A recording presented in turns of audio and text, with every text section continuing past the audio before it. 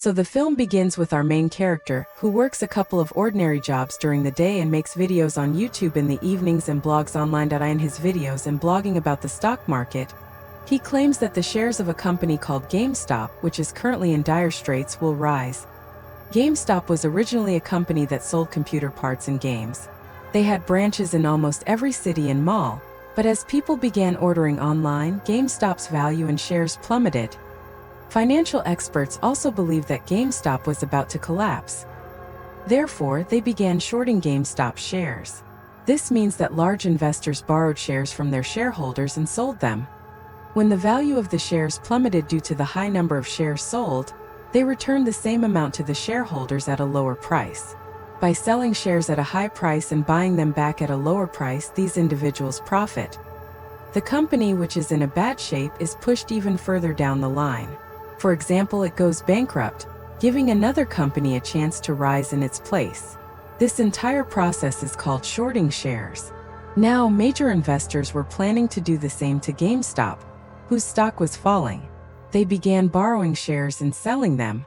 But Keith was still confident that the shares would rise because he had noticed significant changes within GameStop's leadership. A very wealthy businessman had acquired a significant percentage of GameStop's equity, which was expected to bring significant profits to GameStop. Keith was keenly aware of these developments. That's why he tells his viewers that GameStop isn't as bad as people think it is. People simply don't know its true worth.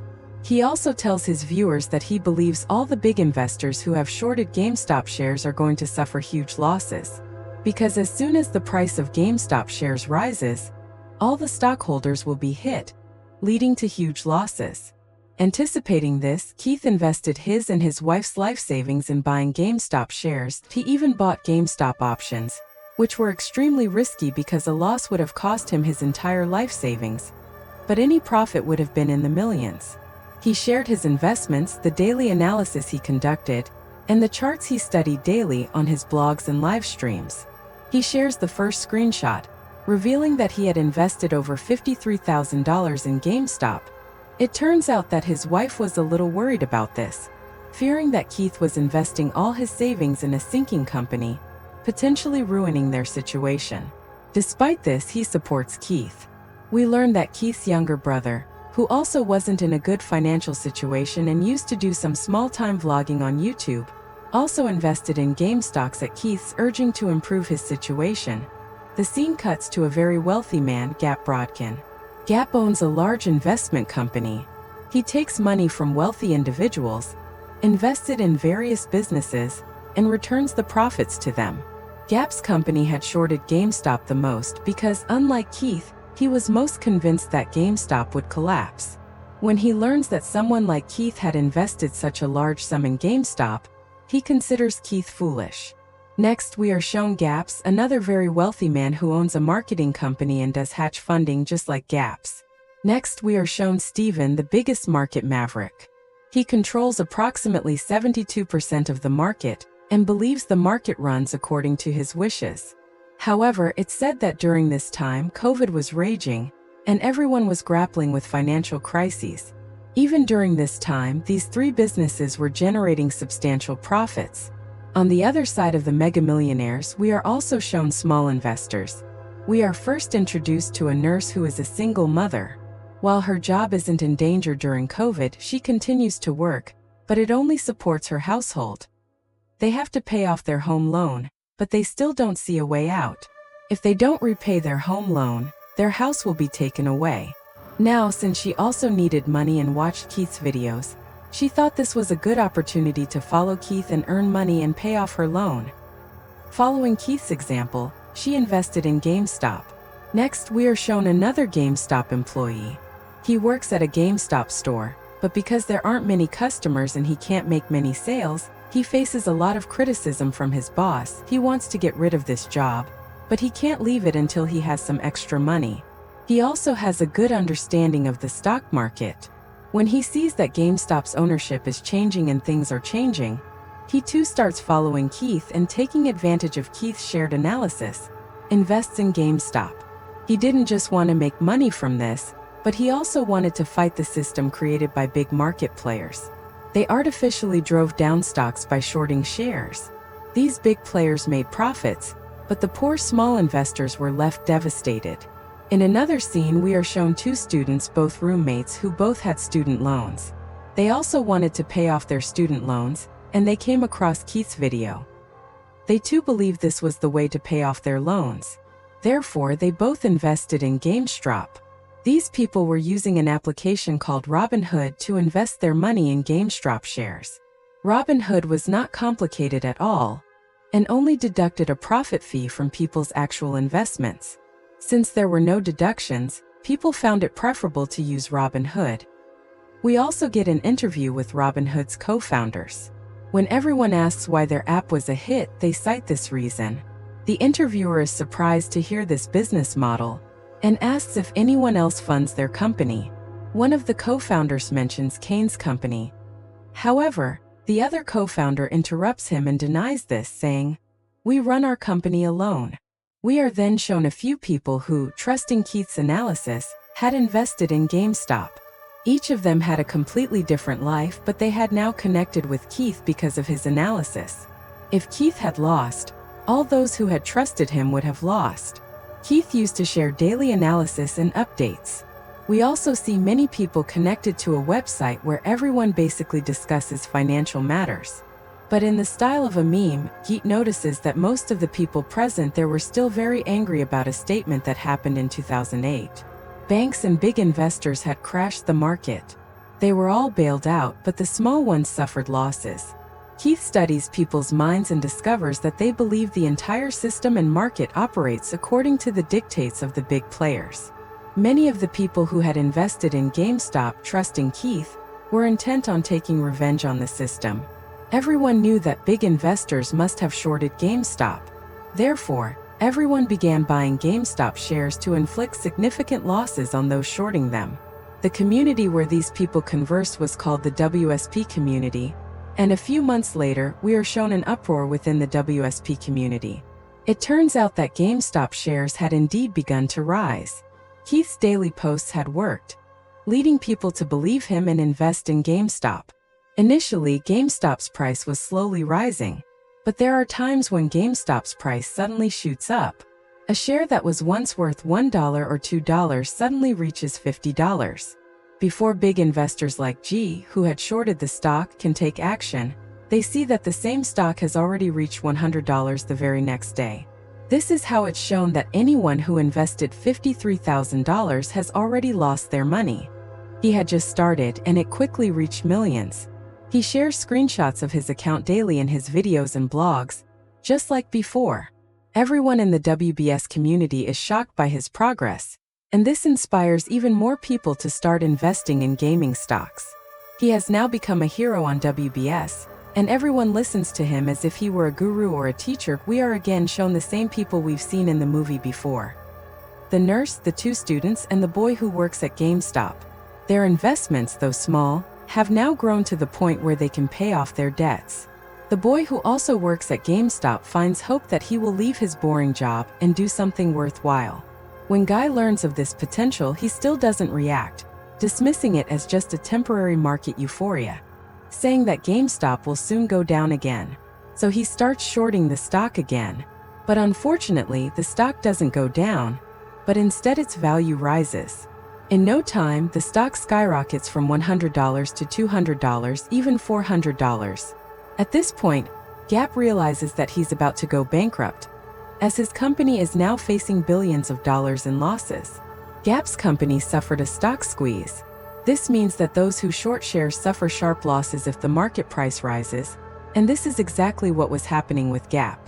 Many people like Gap, who were already shorting, begin to pull back and buy back shares. As so many short-sharing investors pull back and buy shares, the value of GameStop shares automatically increases so much that it becomes a major event in the market. Discussions about GameStop begin everywhere, in the news, on the internet, and on YouTube. Now, all those who had shorted shares were trying to buy them back, but the WSP community, including Keith, began holding on to their shares, not selling them at all, causing further losses for the company. We are shown the atmosphere in Gub's office. Gub was about to go crazy. The people at his company were going crazy. They wanted to buy shares, but no one was willing to give them to him. He couldn't understand how Key, a lowly Uberman, had caused billions of dollars in losses to his company because of his YouTube videos and the campaign he launched. When Gub's wife realized that Gub couldn't get out of this predicament, she asked him to call his friends and ask for help. To help Gub, Kane and another friend, who owned most of the market shares, withdrew their $200 billion investment to prevent Gub's company from going bankrupt. On the other hand, we see Robert Hook's co-founder receiving a call from NSC demanding a large sum of money because the value of shares purchased through his applications had risen significantly, requiring Robinhood to deposit $3 billion as a deposit with NSC. If Robinhood's founder hadn't done so, NSC could have shut down his application. He becomes upset and explains that Kane also holds shares in our company, and that he would speak with him and call back. It's shown that Robinhood's founder had disabled the buy button for GameStop shares. As a result, everyone was unable to buy GameStop shares, leading to widespread anger. People began selling shares rapidly, and even staged a protest outside Robinhood's office. As a result of this surge in people selling shares, GameStop, which had previously reached $453, now falls to $140. Share values plummeted so much, driven solely by the Robinhood application. Those who had invested their money and were waiting for it to grow suffered significant losses. Public anger grew even more intense when large hash fund companies realized they were facing losses and attempted another market crash by enabling Robinhood's buy button. Those who were initially jubilant, now he begins to feel sad again. Everyone assumed Robinhood had taken this action because of Citrial, whose owner, Kane, also holds shares in Robinhood. However, Robinhood's co-founder appeared in the news, claiming that he hadn't acted at Citrial's behest. Due to the high share value, he had to pay $300 billion to NAC, and the company didn't have that much funding. That's why Robinhood had to take that step. Some people believed him, but small investors didn't believe him. Everyone felt they had been deceived, that Robinhood, which claimed to be a free market, had begun to rob people. This led to a boycott of Robinhood, resulting in significant losses for Robinhood. Throughout all of this, we see that Kit had remained completely silent for a long time. He hadn't posted any updates, nor had he blamed anyone, nor had he expressed his views. Much later, he posts a post on his blogging website and uploads a video to YouTube, explaining that he bought more shares as soon as GameStop shares fell because he still believed GameStop would rise. Keith becomes a topic of discussion once again at WSP, and people begin to follow him even more. As his actions further increase public trust in him, people realize that Keith doesn't follow market principles. By not selling his shares despite the losses, he has considered everyone, including small investors. Keith becomes a hero in the investment market. Little did Keith know that his post would escalate the issue so much. GameStop shares begin to rise again, and many people suffer losses. The case becomes so serious that it reaches the courts. A committee is formed, consisting of judges and financial experts, to examine the fundamentals of GameStop. Keith, Robinhood's co-founder, is also called into this committee, along with Guy and Ken. The entire meeting is broadcast live on TV. We see Keith participating online from his basement. The inquiry team asks him numerous questions. He answers them without panicking and declares that he did nothing wrong. He simply shared his analysis online and on YouTube because he had complete faith in GameStop's fundamentals. He also explains that he is not a hedge funder. He is an ordinary person investing for himself. When the team questions Game, he explains that it was his mistake to drastically underestimate GameStop shares. But now, when questioned about shorting, he defends it, saying that shorting doesn't harm many people. It's simply a business model. We're then shown that Kane is also being questioned numerous times about GameStop. He claims he has no connection to GameStop, nor is he invested in it. He did invest in Robinhood, but he didn't pressure Robinhood to enable the buy button. When we talk to Robinhood's co-founder, he also says the buy button was enabled because the NSC asked him to charge a large sum, a sum his company didn't even have in its security funds. After the hearing, the team's decision was not announced because the investigation was still ongoing. However, it became clear to most that Citadel and Robinhood were not at fault. Despite this, Robinhood received a lot of negative publicity, and secretly we learned that Kane and his friends, whose company held 73% of the market, had made huge profits from GameStop because they had also secretly invested in GameStop. Gay's company suffered such huge losses that it went bankrupt for billions of dollars. Meanwhile, Keith was under investigation to determine whether he was a hatchet man whose small move caused such a huge uproar in the market. From that day on, we were shown that Keith hadn't uploaded any videos or gone live on YouTube for a long time. But we were shown that despite this, Keith made millions of dollars in profits from GameStop. All the small investors who believed in Keith and invested in GameStop didn't go bankrupt. While they didn't become rich, they overcame their difficulties. They still face some minor challenges. We're shown the boy who initially wanted to leave GameStop. He made so much money that he finally quit his job and decided to try something new. In the movie's post-credits scene, we're told that Keith's last live stream was at 4 p.m. on April 16, 2021. He hasn't been live since, and it's here that we learn that the entire film is based on a true story. The last screenshot Keith shared showed his net worth at $29 million. Although he has since ceased to participate in the campaign, his initiative continues to operate, and people still follow his investing methods. People are already actively investigating which companies #hash funds are trying to short. Members of the WSP community join forces to invest in those stocks to prevent small investors from being harmed by hash funds. The movie concludes with this description.